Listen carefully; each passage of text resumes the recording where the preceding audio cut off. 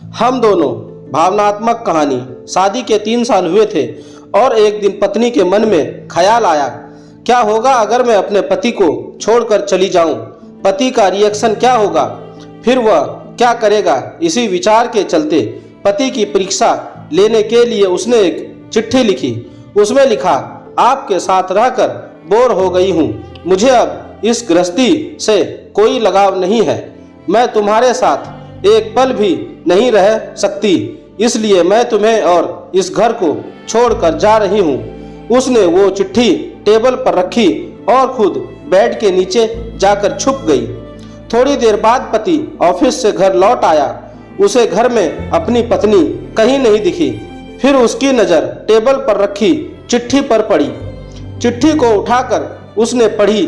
थोड़ी देर तक बिल्कुल शांत रहा, कुछ नहीं बोला। फिर उसने उसी चिट्ठी में पीछे कुछ लिखा और अपने मोबाइल में गाने बजाकर जोर जोर से नाचने लगा।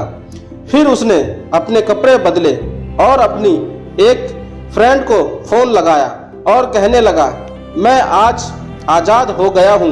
मेरी बीवी को आखिरकार ये एहसास हो गया कि वह मेरे काबिल नहीं है, इसलिए वह खुद ही मुझे छोड़कर हमेशा के लिए चली गई है और मैं अब आज़ाद हो गया हूँ। तुमसे अभी सामने वाले बागीचे में मिलना चाहता हूँ। फटाफट वहाँ आकर मुझे मिलो।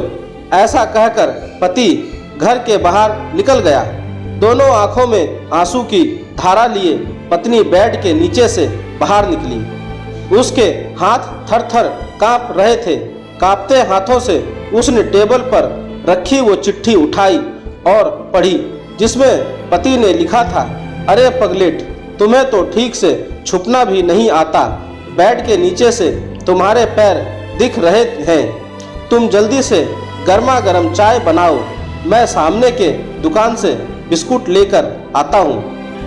मेरे जीवन में खुशी तुम्हारे आने से है। आधी खुशी तुमसे सताने में है और आधी तुम्हें मनाने में। आखिर लास्ट में तो हम दोनों ही साथ रहेंगे ना। कभी हम झगड़े एक दूसरे की टांग खींचें, एक दूसरे को बुरा भला कहें, फिर भी एक दूसरे पर दादागिरी करने के लिए लास्ट में हम दोनों ही रहेंगे ना। जो बोलना है बोलो, जो कहना है करो। जब चश्मे गुम हो जाएंगे तब एक दूसरे के चश्मे ढूंढने के लिए लास्ट में तो हम दोनों ही रहेंगे ना। कभी मैं रूठूं तो तुम मुझे मनाना, कभी तुम रूठो तो मैं तुझे मना लूँगा। एक दूसरे को लाड लडाने के लिए आखिर में तो हम दोनों ही होंगे ना।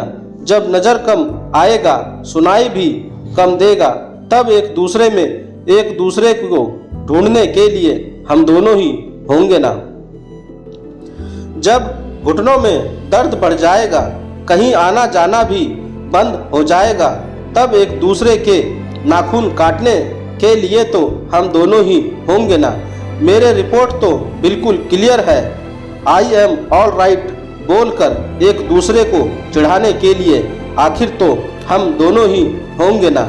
जब हम दोनों का साथ छूटेगा, अंतिम विदाई होगी, तब एक दूसरे को माफ़ करने के लिए आखिर हम दोनों ही होंगे ना। आखिर में सिर्फ हम और सिर्फ हम दोनों ही होंगे ना। दोस्तों, कहानी खत्म होते होते बीवी का रो रो कर बुरा हाल हो गया। उसे पता चल गया कि उसका पति उससे कितना ज़्यादा प्यार करता है। आप भी सच सच बताना, क्या इस कहानी को पढ़ते पढ़ते आपकी आंखों में भी पानी आया या नहीं? दोस्तों, आपको मेरी यह कहानी कैसी लगी? आप मुझे मेरे कमेंट्स बॉक्स में जाकर मुझे बता सकते हैं। और अगर आप मेरे चैनल पर नए हैं तो मेरे चैनल को सब्सक्राइब जरूर करें और मेरा चैनल का बेल आइकन भी दबा दें। धन्यवाद दोस्तों। और भी नई कहानियाँ सुनने के लिए और देखने के लिए बने रहें मेरे चैनल पर। आपको कैसी कहानियाँ पसंद है मुझे कमेंट्स में बता दें।